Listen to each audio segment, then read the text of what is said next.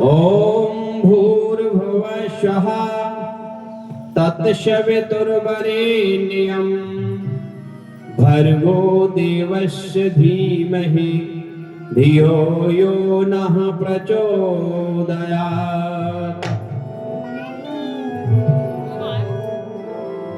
तूने हमें उत्पन्न किया, पालन कर रहा है तू, तुझसे ही पाते प्राण हम, दुखियों के दुख हरता है तू। तेरा महान तेज है, छाया हुआ सभी स्थान, सृष्टि की वस्तु वस्तु में तू हो रहा है वेद्यमान। तेरा ही धरते ध्यान हम, मांगते तेरी दया, ईश्वर हमारी बुद्धि को तू श्रेष्ठ मार्ग पर चला। दाता हमारी बुद्धि को तू वेद मार्ग पर चला, कल्याण मार्ग पर चला। हे जगत स्वामी प्रभु जी, हे जगत स्वामी प्रभु जी, भेंट धरूं क्या मैं तेरी। हे जगत स्वामी प्रभु जी, भेंट धरूं क्या मैं तेरी। हे जगत स्वामी प्रभु जी, भेंट धरूं क्या मैं तेरी।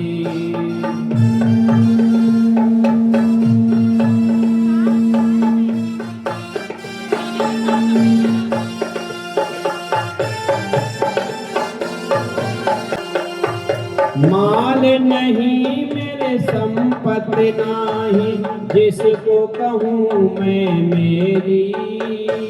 हे जगत स्वामी प्रभु जी, भेंट धरूं क्या मैं तेरी।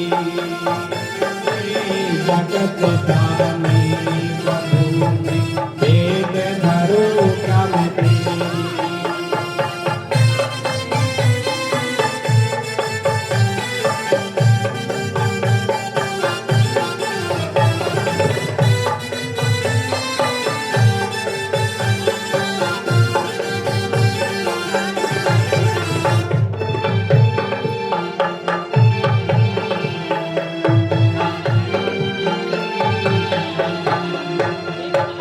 ये तन धन कुछ नहीं हमारा, है सब माल तुम्हारा। ये तन धन कुछ नहीं हमारा, है सब माल तुम्हारा। जब चाहते हो तब ले लेते, कुछ नहीं जोर हमारा। जब चाहते हो तब ले लेते, कुछ नहीं जोर हमारा। धन जन यौवन अपना माने, धन जन यौवन अपना माने, मूर्ख भूला भारी। हे जगत स्वामी प्रभु जी, भेंट धरूं क्या मैं तेरी। हे जगत स्वामी प्रभु जी, भेंट धरूं क्या मैं तेरी।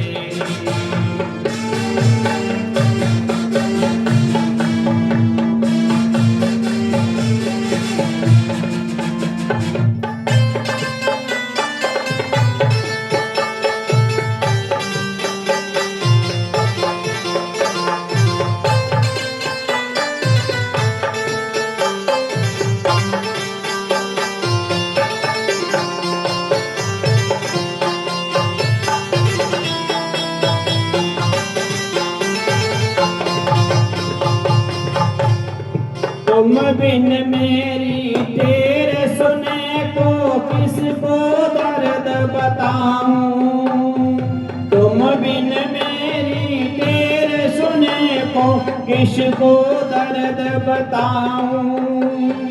देख रहा ना कोई अपना, दिख रहा ना कोई अपना, किसको जख्म दिखाऊं, दिख रहा ना कोई अपना जिसको जख्म दिखाऊं। तुम बिन और सहाय न दूजा, तुम बिन और सहाय न दूजा। देख लिया मैं तेरी हे जगत स्वामी प्रभु जी, भेद धरूं क्या तेरी।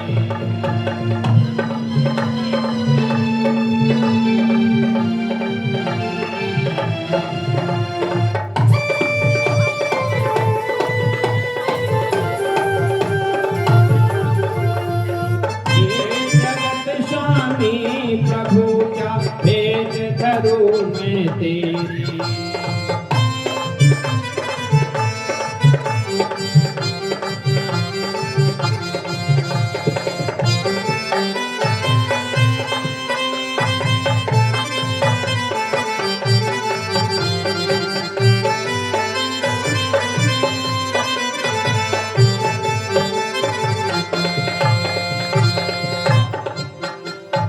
बहु दिन बीते भटक भटक प्रभु, अब ना मुझे भटकाओ। बहु दिन बीते भटक भटक प्रभु, अब न मुझे भटकाओ। हे कृपा सिंधु कृपा करके अपनी शरण गहाओ। हे कृपा सिंधु कृपा करके अपनी शरण गहाओ। खोलो द्वार दया के स्वामी, खोलो द्वार दया के स्वामी, करो न पल की देरी।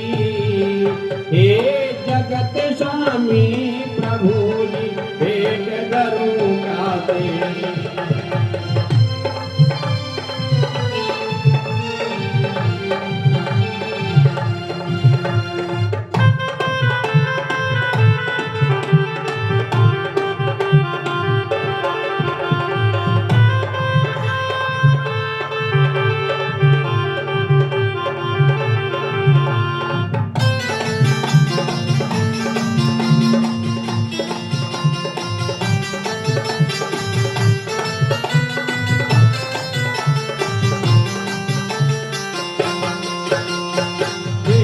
जगत स्वामी प्रभु जी, भेंट धरूं क्या मैं तेरी। माल नहीं मेरे संपत्ति नाही, जिसको कहूँ मैं मेरी।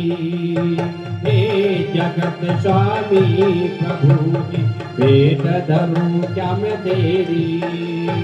भेंट धरूं क्या मैं तेरी, भेंट धरूं क्या मैं तेरी।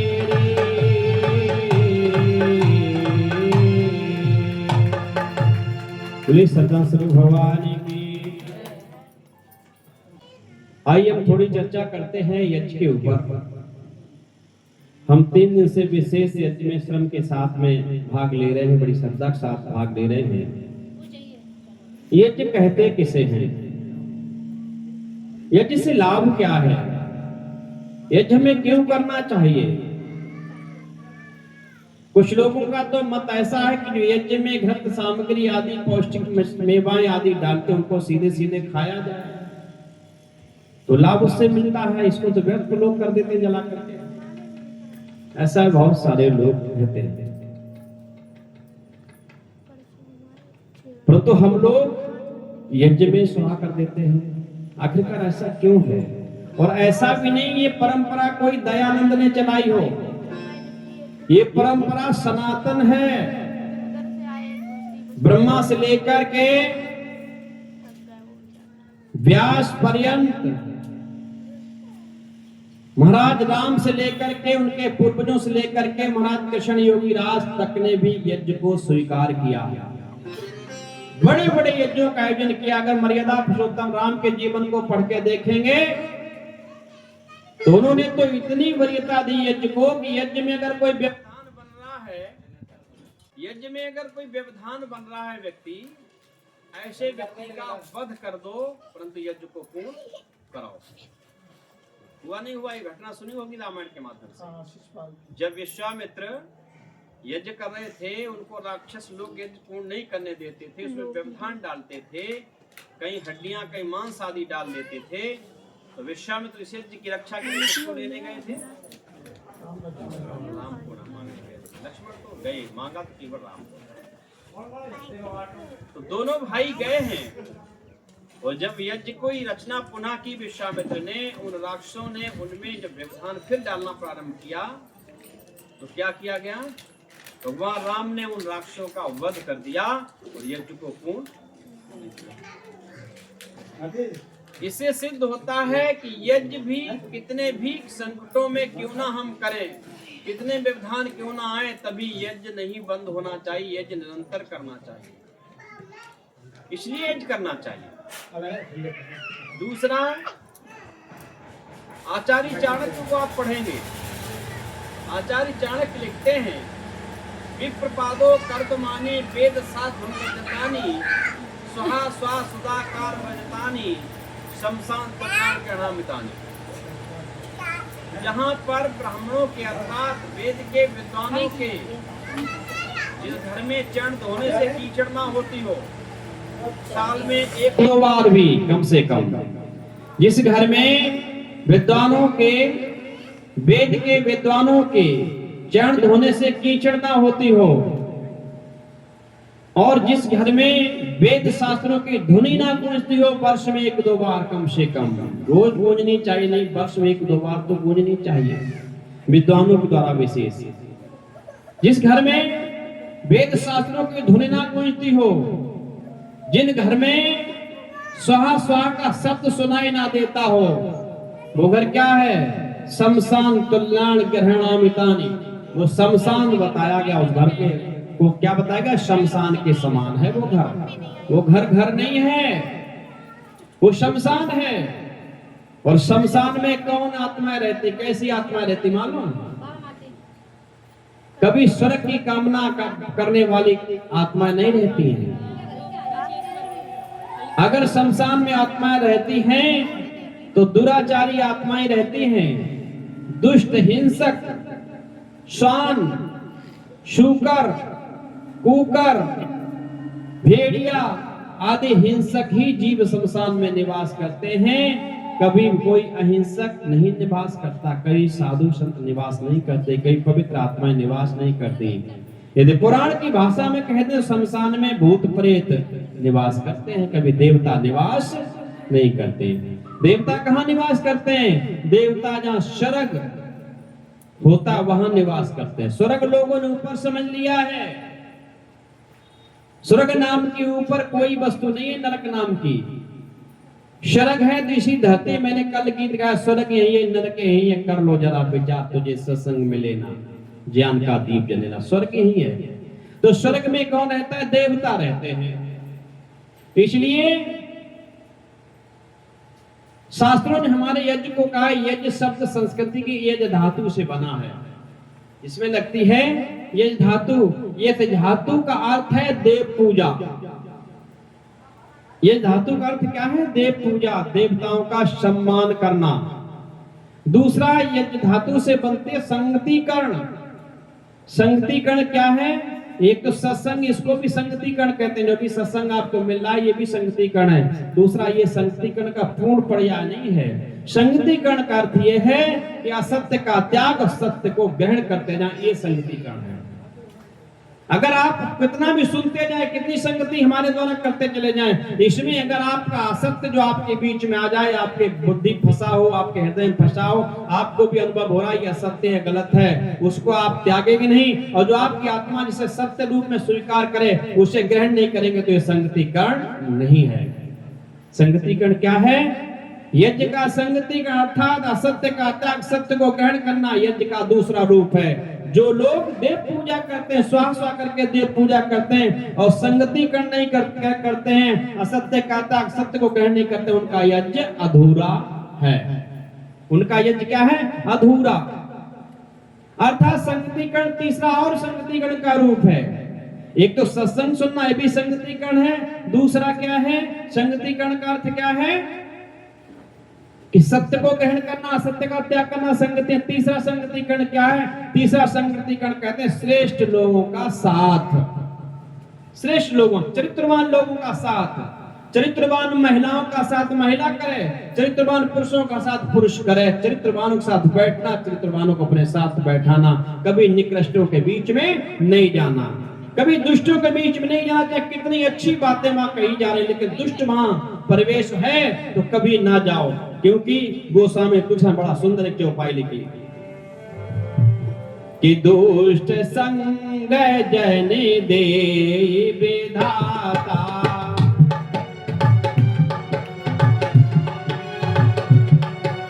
दुष्ट संग जन दे विधाता, आते भलो नरक में वासा।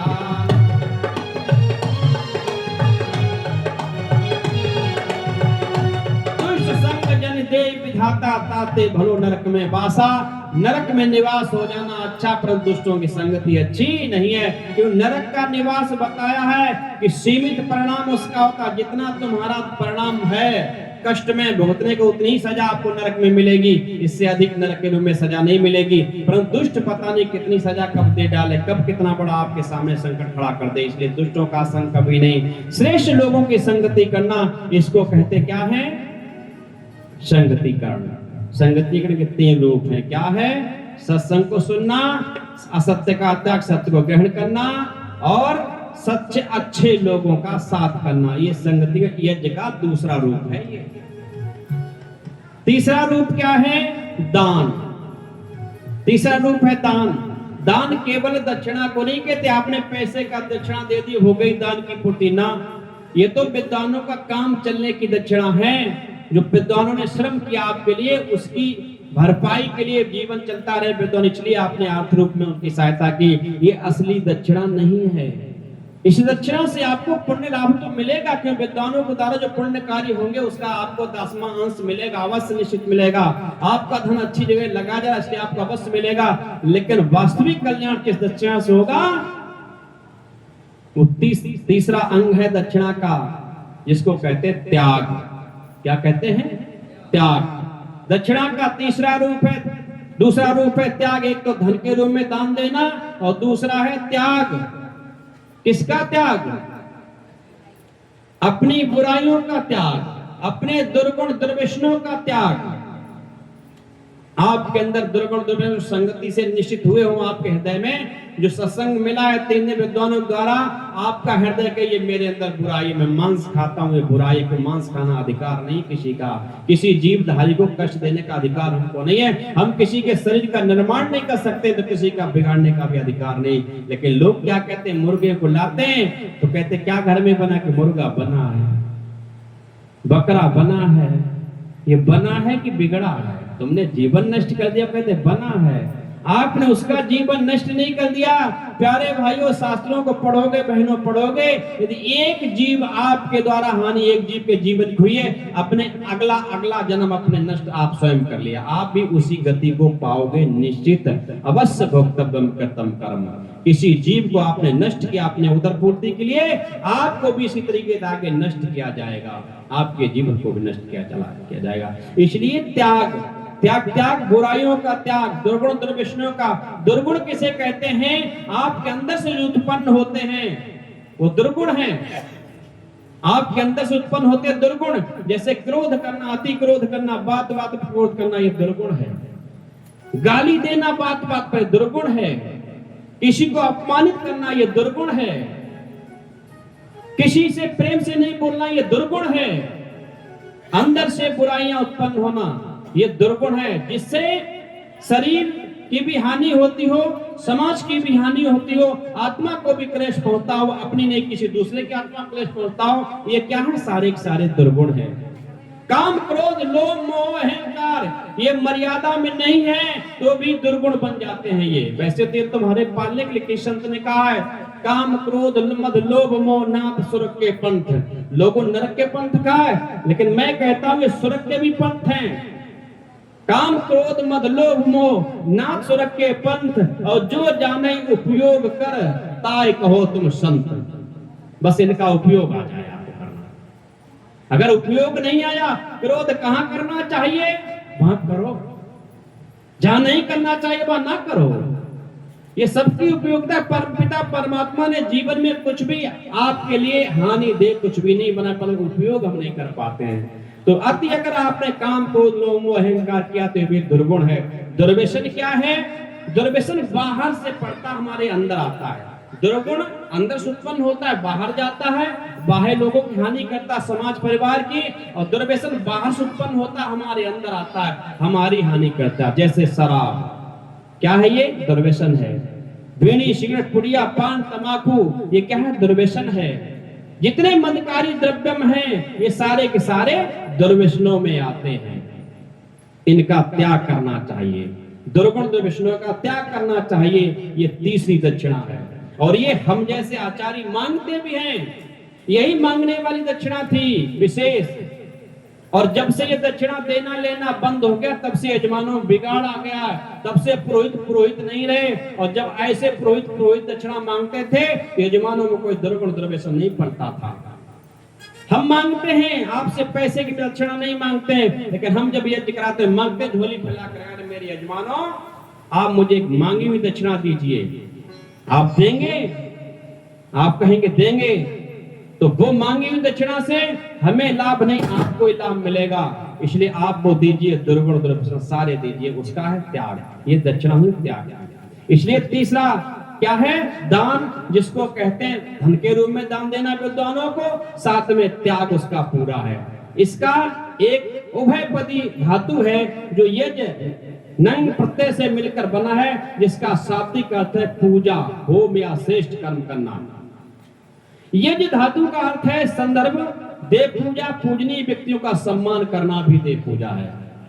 एक तो यज्ञ में आहुतियां हैं, साथ में अच्छे श्रेष्ठ विद्वानों की सेवा सत्कार करना भी देव पूजा में ही आता है। अगर आपके घर में विद्वान आवे, अपनी यथाशक्ति सामग्री उनका सत्कार करो, ये भी देव पूजा है। इसलिए दान उनके दक्षिणा के साथ उनको विदाई करिए, ये भी दान है। इसलिए श्रेष्ठ लोगों की संगति करें, इसको दान कहते हैं। यदि आप अपने घर को स्वर्ग बनाना चाहते हो, ऋषि दयानंद ने बहुत सारे अर्थ किए हैं यज्ञ के। अंत में उन्होंने दर्शन का सूत्र रखते हुए कहा है, यज्ञ स्वर्गस्य कामः। ऐ मनुष्यों, तुम अपने घरों को यदि स्वर्ग बनाना चाहते हो तो क्या करो? अपने घरों में यज्ञ करना प्रारंभ करो। अपने घरों में देवताओं का निवास चाहते हो, अपनी संतान के रूप में देवताओं को देखना चाहते हो, तो अपने घर में यज्ञ प्रारंभ करो। जिस घर में देवताओं का निवास हो जाता है, स्वर्ग वही स्वर्ग होता है। और जहाँ दैत्यों का निवास हो जाता है, वही घर वही स्थान क्या बन जाता है? नरक बन जाता है। इसलिए आप यज्ञ करो। यज्ञ वही देवता मुखम। यदि आप देवताओं की पूजा करना चाहते हो मेरे भाई बहनों, कोई विधान संसार में नहीं है यज्ञ के सिवा देव पूजा करने का। लोहा लकड़ी पीतल पत्थर आप जो भी पूज रहे हैं, व्यर्थ की पूजा है, कोई पूजा नहीं है। पूजा है, पूजा का अर्थ है यथा उचित व्यवस्था। पूजा का अर्थ क्या? यथा उचित व्यवस्था। जैसे आप अभी हमसे बोले, आचार्य जी मैं आपकी पेट पूजा कराऊंगा या कराऊंगी, तो पेट पूजा का अर्थ क्या हुआ?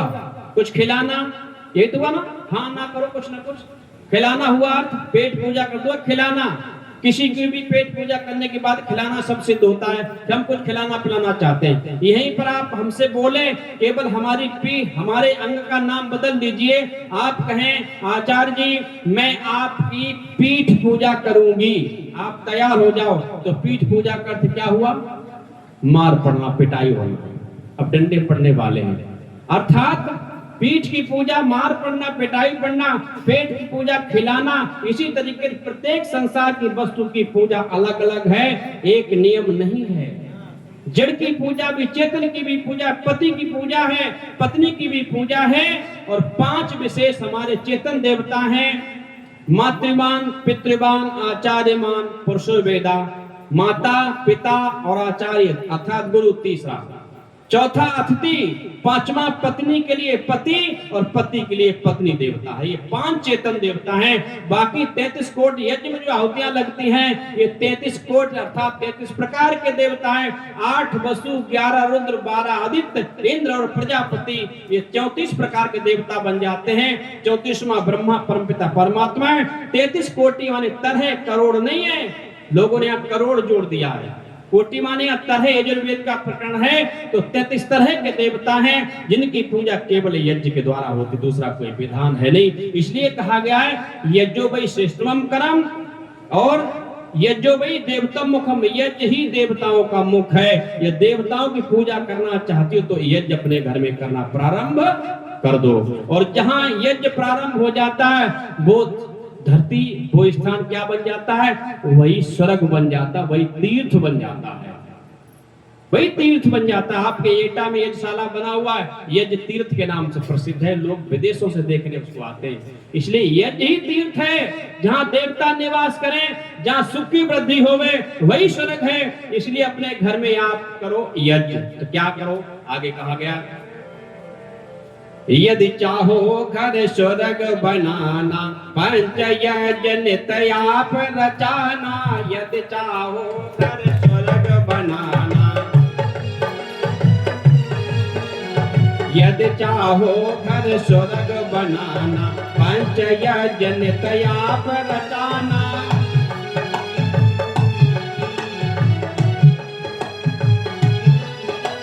श्रेष्ठम कर्म यज्ञ कहलाता, प्राणी मात्र को सुख पहुंचाता।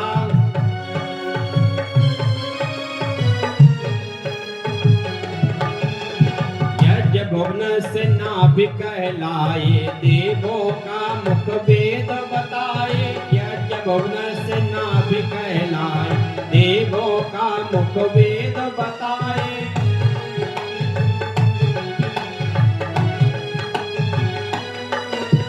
होता यज्ञ जहां पर भाई, भूमि स्वर्ग व तीर्थ कहाई।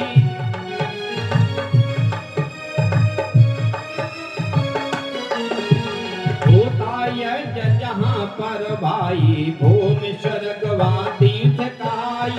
जो जन यज्ञ कभी न कराते, उनके घर शमशान कहाते।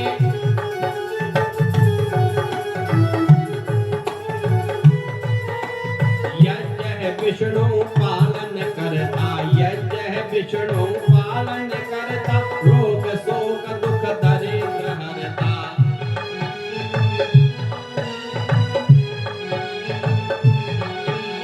यज्ञ है विष्णु पालन करता, रोग शोक दुख दरिद्र हरता।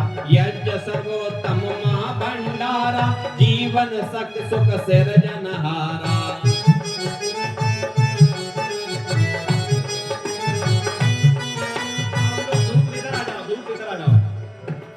यज्ञ सर्वोत्तम यज्ञ भंडारा, यज्ञ सर्वोत्तम महाभंडारा। जीवन शक्ति सुख सिरजनहारा, ये है कामधेनु सुख सागर। कल्प वृक्ष कल्याण प्रजागर।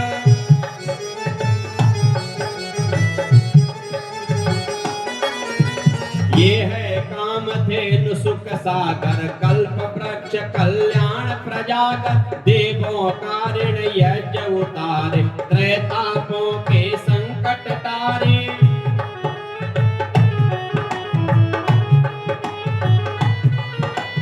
जन्म मृत्यु के दुख निवारे, भवसागर से पार उतारे।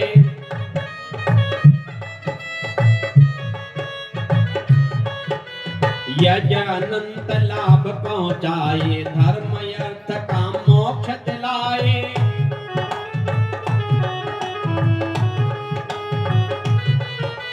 जीवन यज्ञमयी जो बनाई, वैदिक सामग्री सकल जुटाई।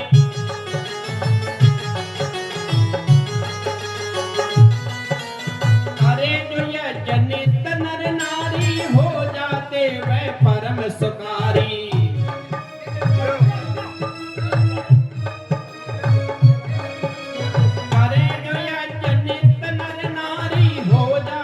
वह परम सुखारी।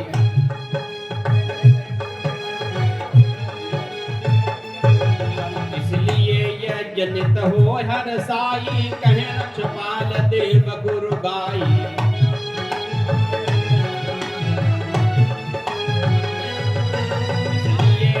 नित हो हर साई, कहे रक्षपाल देव गुरु गाई।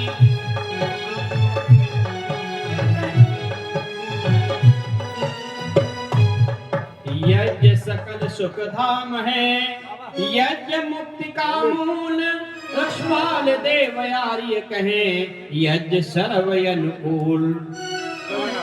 सबको अनुकूल है, कोई ऐसा नहीं यज्ञ नहीं कर सकता है।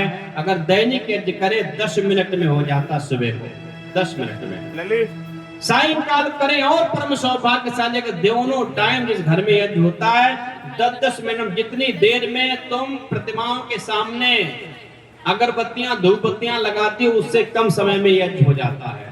जिस यज्ञ में ईश्वर की स्तुति प्रार्थना उपासना हो जाती है, ईश्वर की पूजा नहीं की जाती है।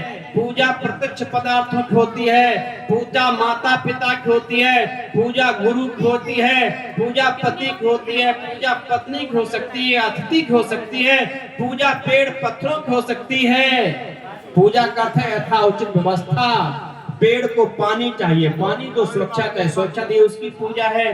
परंतु ईश्वर की पूजा नहीं, कि पूजा जिसकी करते हैं उसको कुछ न कुछ हम देते हैं।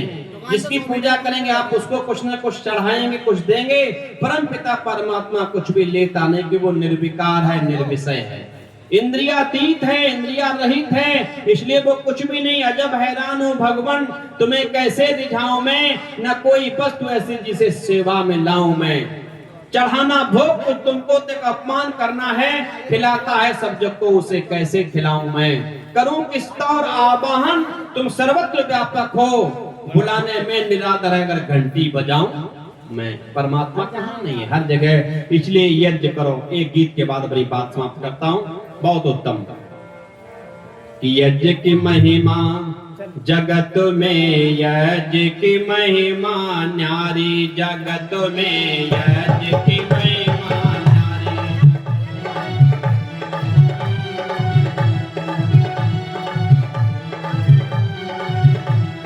जगत में यज्ञ की महिमा न्यारी, जगत में यज्ञ की महिमा। रोग शोक दुख दरिद्र नाशक, रोग शोक दुख दरिद्र नाशक, सर्वोपरि सुखकारी, जगत में यज्ञ की महिमा न्यारी, जगत में।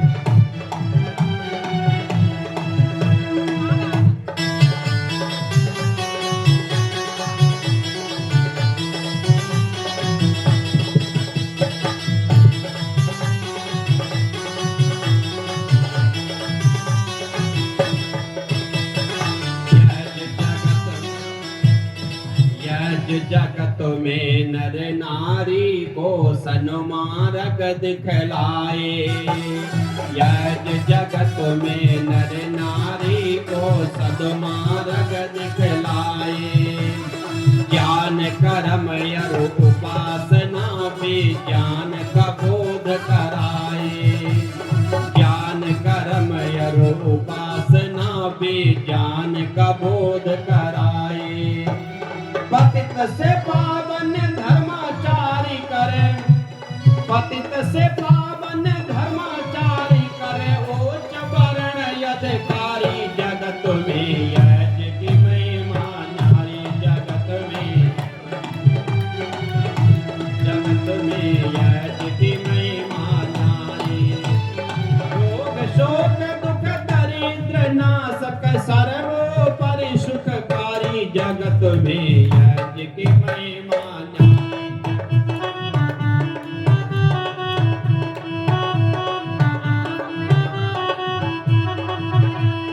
करुणा प्रेम दया हृदय में मानवता प्रकटाए, करुणा प्रेम दया हृदय में मानवता प्रकटाए। त्यागी तपसी संगठित रहना यज्ञ हमें सिखलाए, त्यागी तपसी संगठित रहना यज्ञ हमें सिखलाए। दुर्गुण दुर्व्यसन दोष रोगी दूर करे बीमारी, जगत में यज्ञ की महिमा न्यारी, जगत में।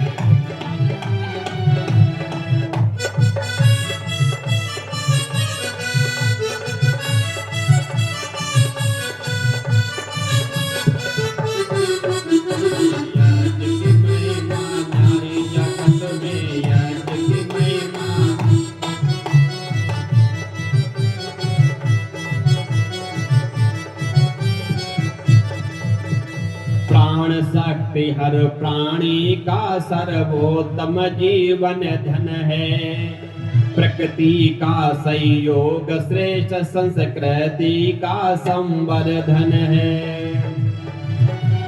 प्राण शक्ति हर प्राणी का सर्वोत्तम जीवन धन है, प्रकृति का संयोग श्रेष्ठ संस्कृति का संवर्धन है।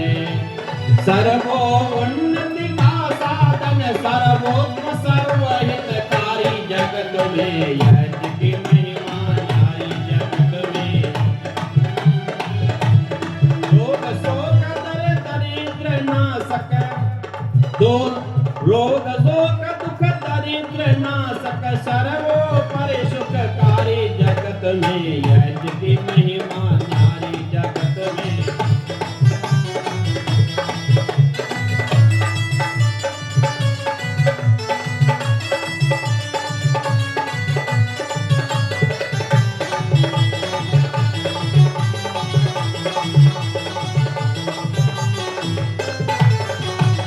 ईश्वर स्तुति प्रार्थना उपासना यज्ञ से हो प्रभु भक्ति, ईश्वर स्तुति प्रार्थना उपासना यज्ञ से हो प्रभु भक्ति।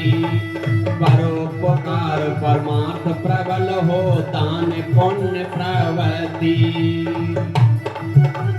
परोपकार परमार्थ प्रबल हो दान पुण्य प्रवृत्ति। यज्ञ याजक बन जाता है देव पुरुष भंडारी, जगत में यज्ञ की महिमा न्यारी, जगत में।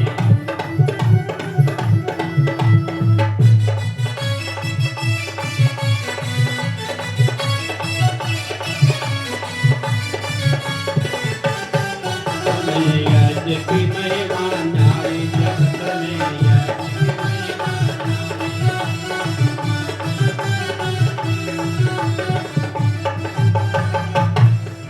तीर्थकर है तो वो यज्ञ है, और तीर्थों का राजा है यज्ञ। तीर्थ राज है यज्ञ, जगत में बंधन मुक्त बनाता। प्रकृति के बंधन जो हम पर, हम रोज मलमूत्र बहा करके पर्यावरण दूषित कर रहे, प्रकृति का ऋण चढ़ रहा है, और जब तक व्यक्ति ऋणी रहेगा तब तक प्रकृति में ही आना पड़ेगा, संसार में आना पड़ेगा, बंधन मुक्त नहीं हो सकता। इससे अगर कोई दूर करता है तो वही तीर्थराज यज्ञ। तीर्थराज है यज्ञ, जगत में बंधन मुक्त बनाता। तन मन बुद्धि आत्म शुद्धि कर मोक्षानंद दिलाता, तन मन बुद्धि आत्म शुद्धि कर मोक्षानंद दिलाता। सहज ही भव से पार उतारे, करण मोक्ष सुखारी, जगत में यज्ञ की महिमा न्यारी, जगत में।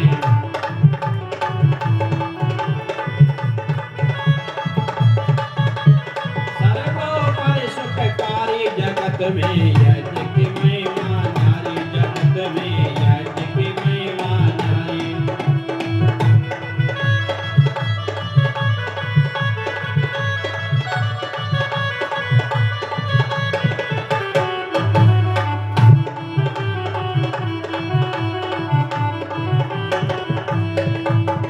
यज्ञ सिद्ध हो मन वांछित फल जीवन में प्रगटाए, यज्ञ सिद्ध हो मन वांछित फल जीवन में प्रगटाए। पुत्रार्थी को पुत्र, धनार्थी को धन प्राप्त कराए, पुत्रार्थी को पुत्र, धनार्थी को धन प्राप्त कराए। सर्वोन्नति ब्रह्मलोक में, सर्वोन्नति कर ब्रह्मलोक को जाता यज्ञ पुजारी, जगत में यज्ञ की महिमा न्यारी, जगत में।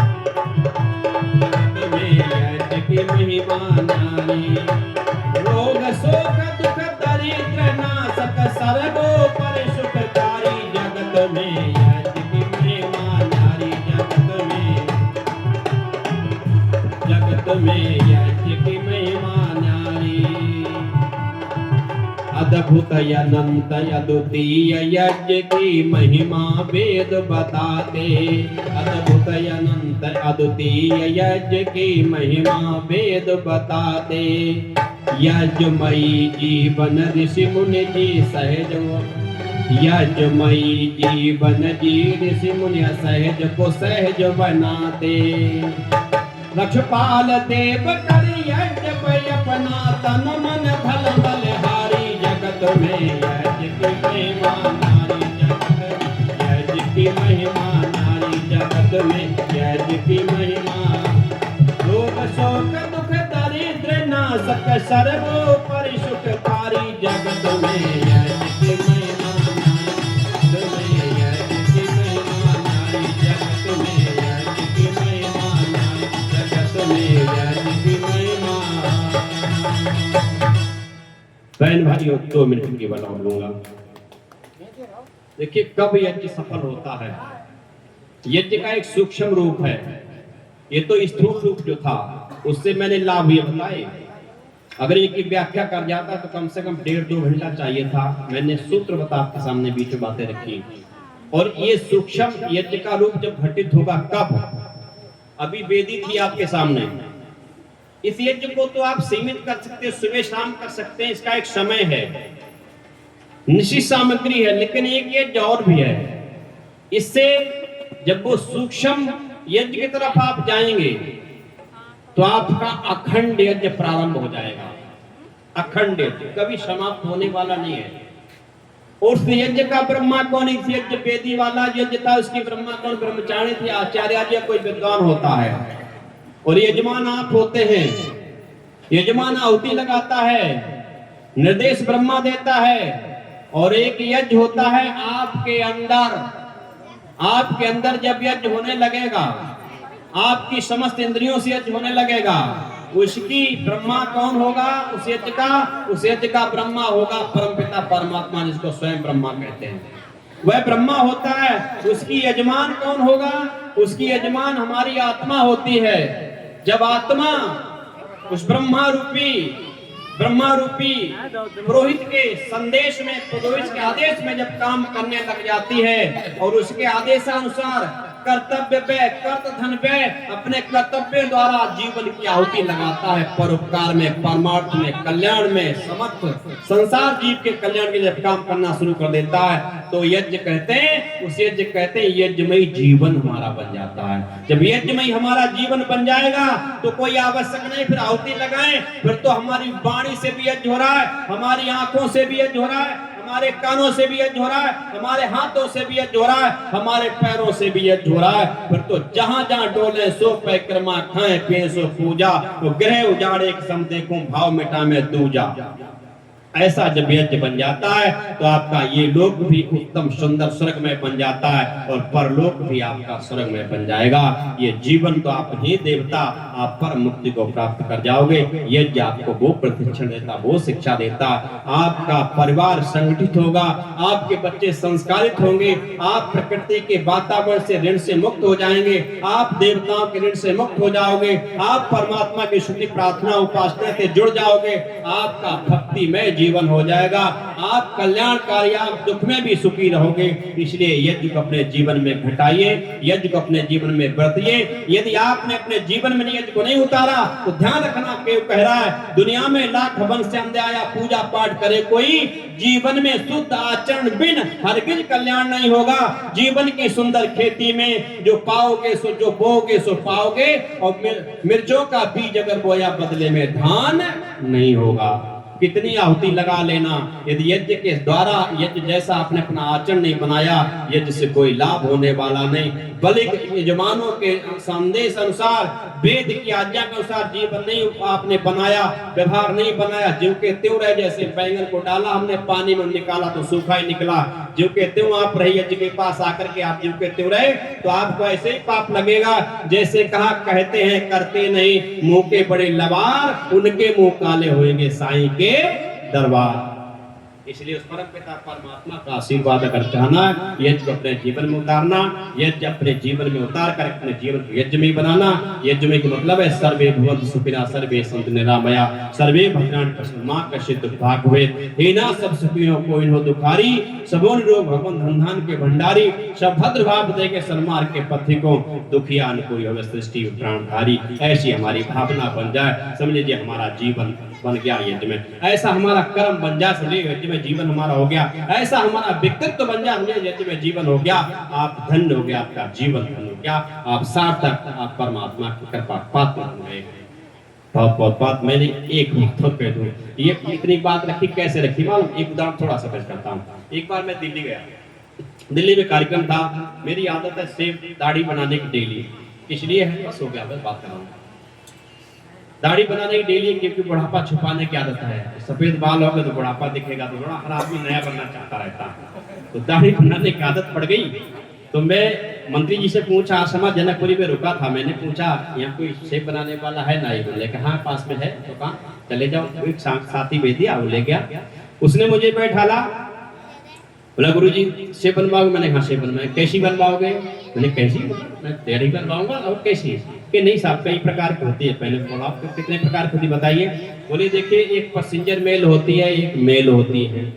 तो मैंने पैसेंजर मेल, मैं पैसेंजर मेल पसंद नहीं करता, मैं एक क्लास का व्यक्ति हूँ और मैं तो हमेशा मेल को करता हूँ सुपरफास्ट मेल। तो सुपरफास्ट मेल बना। अच्छा, अब उसने क्रीम पाउडर खूब लगाया, खूब बढ़िया तरीके लगा करके काफी दलता मिलता रहा। फिर एक बार उसने अस्पताल लिया, यहाँ से यहाँ घुमा दिया, एक बार यहाँ से यहाँ घुमा दिया। बोला साहब उठो, दाढ़ी बन गई। मैंने शीशे में देखा, दाढ़ी तो पूरी जगह रोड निकले, दाढ़ी पूरी क्यों कहते हो? मैंने ये कोई दाढ़ी बनी? तो सुपरफास्ट बता रहा सबसे अच्छी होती है, ये तो दाढ़ी पूरी खड़ी, तूने चक्रोट निकाल दिए। बोले कि आप समझे नहीं। मैंने कहा समझा फिर। बोले कि अगर आप सारी दाढ़ी बनवानी थी तो आपको पैसेंजर मेल बनवानी थी कि पैसेंजर एक गाड़ी ऐसी है, छोटी भी हट पे रुकती है, एक व्यक्ति खड़ा उसको चढ़ाती है, उसको उतारती है। और सुपर फास्ट तो वो मेल गाड़ी है जहां तक चलती है, जहां को जाती, बीच में रुकती नहीं है। इसलिए आपको पैसेंजर मेल बनवानी चाहिए, तो मैंने चल पैसेंजर बना दे। हमने आपको ये अभी प्रवचन दिया है, ये वास्तविक सुपर फास्ट मेल मैंने सुनाया आपको, क्योंकि समय की मर्यादा, काफी समय 1 बज गया, आप बहुत देर के भूखे प्यासे बैठे हैं। परंतु अगर इसको मैं सही तरीके से निचोड़ता, ये 2 घंटे का व्याख्यान यज्ञ का विज्ञान वो निकल के आता आपके सामने, आप यज्ञ के प्रति समर्पित होते, आपके श्रद्धा उत्पन्न होती। फिर भी आप समझदार लोग हैं, अब समझे कि विचार करेंगे, सूत्रों में काफी शिक्षा होती है, तो आपके जीवन में मैं कहता हूँ भद्र घटेगा, शुभ घटेगा। ऐसी मेरी कामना, अपनी वाणी